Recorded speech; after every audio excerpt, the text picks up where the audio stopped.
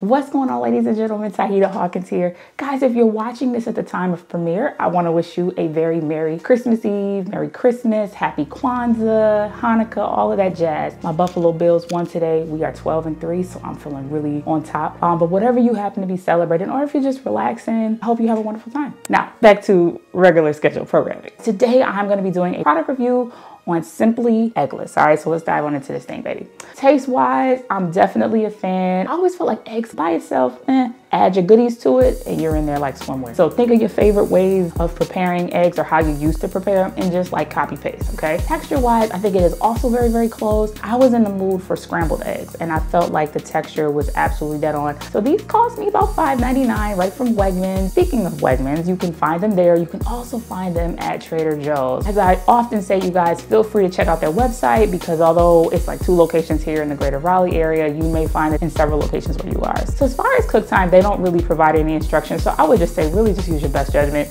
I know typically when I cook my vegan eggs, I usually add an oil or a vegan butter, and then I saute some veggies first. I add the vegan egg, kind of cook that to the texture that I want to, and then add my vegan cheese, take them bad boys off the skillet. Speaking of which, like I said earlier, I scrambled mine, kind of cooked them a little bit hard like I like, took them off, paired them with some tomatoes and some grits, and I really live my best life. Definitely a fan. I'm excited that I can now add this product to the fold with just egg, which I'm also a really big fan of, and it's nice to have a couple options. So I think the next time if I'm feeling kind of fancy, you know, I want to pop my collar, maybe do a frittata, definitely an omelet as well.